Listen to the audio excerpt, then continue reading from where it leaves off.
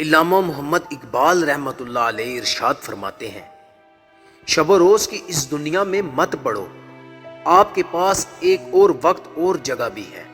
مومن ریشم کی طرح نرم اور فولاد کی طرح سخت ہوتا ہے۔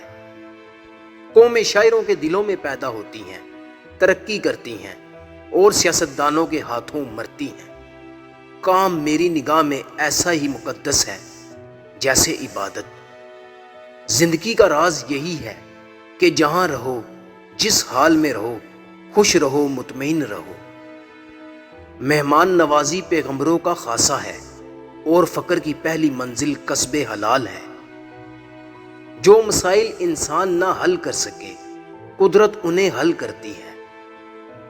انسان کو ہمیشہ یہ یاد رکھنا چاہیے کہ عمل کبھی ضائع نہیں ہوتا۔ اگر آدمی بننا چاہتے ہو تو بنی آدم کا احترام کرو۔ دل ایک ایسی چیز ہے جو امیر کے پہلو میں نہیں۔ قومیں فنا نہیں ہوتی بلکہ آئندہ نسلوں کی صورت میں اپنا قائم مقام پیش کر دیتی ہیں۔ یقین ایک عظیم قوت اور انصاف ایک بیش بہا خزانہ ہے اور صبر ایک عظیم سعادت ہے۔ مسلمان کے لیے جائے پناہ صرف قرآن پاک ہے۔ قرآن پاک کو صرف پڑھا نہ کرو، سمجھا بھی کرو۔ مسلمان کی حقیقی اساس توحید اور ختم نبوت کے عقیدے پر ہے۔ وہ گھر ہزار صد تحسین کے قابل ہے جس میں روزانہ صبح کے وقت قرآن پاک کی تلاوت ہوتی ہے۔ ایک بڑے استاد کی حیثیت سورج کی سی ہے جو اپنی روشنی و حرارت ہر چیز تک بھی کم و کاست پہنچاتا ہے۔ دوسروں کے سہارے زندگی بسر کرنا قرآن کی روح سے کافری ہے۔ انسانی پیدائش کا مقصد تسخیر کائنات ہے۔ آج کا انسان اپنی روزی کی فکر میں رزق تلاش کر رہا ہے اور اپنے رزاق کو بھول بیٹھا ہے جو اسے رزق دیتا ہے۔ غلامی بہت بڑی لعنت ہے اور محکومی بھی۔ عشق رسول دین بھی ہے اور دنیا بھی۔ اس کے بغیر انسان نہ دین کا رہتا ہے نہ دنیا کا۔ وہ بندہ کبھی ذلیل نہیں ہو سکتا جس میں یہ ایک خوبی ہو کہ وہ عاشق رسول ہو۔ تجربے سے معلوم ہوا ہے کہ لوگ اخلاص اور دیانت کے بہت بڑے دشمن ہیں۔ جو شخص اپنی عظمت کے گیت گائے وہ کبھی عظیم نہیں بن سکتا۔ ایک سوچنے والے زندہ انسان کے خیالات میں تبدیلی ہوتی رہتی ہے۔ نہیں بدلتا تو پتھر نہیں بدلتا۔ ہر شخص کو طبیعت آسمان سے ملتی ہے اور زبان زمین سے۔ زندگی موت کی ابتدا ہے اور موت زندگی کا آغاز۔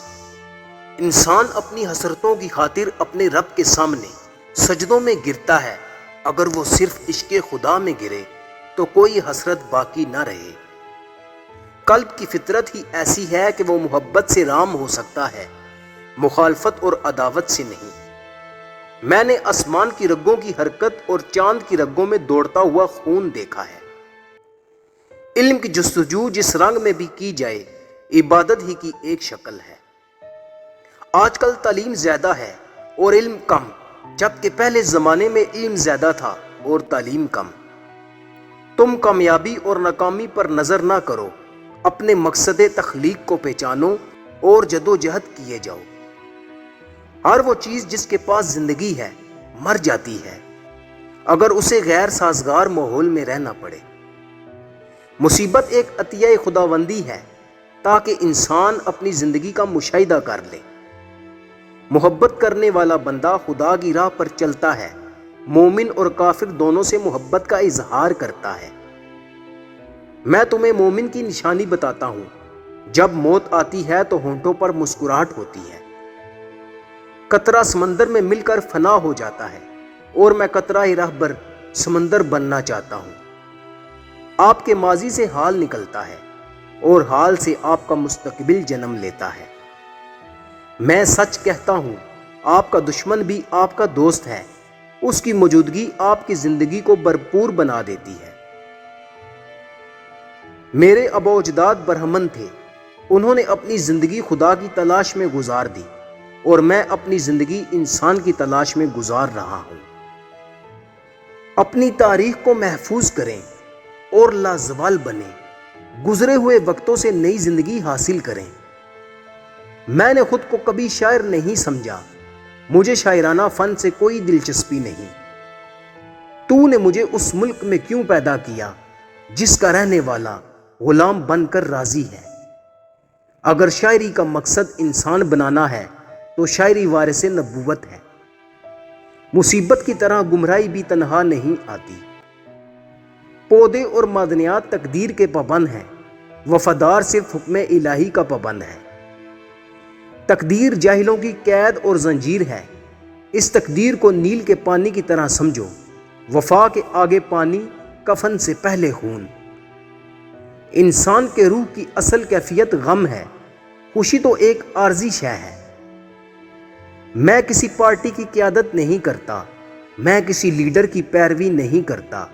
میں نے اپنی زندگی کا بہترین حصہ اسلام، اس کے قانون، سیاست، اس کی ثقافت، اس کی تاریخ اور اس کے ادب کا بغور مطالعہ کرنے میں دیا ہے۔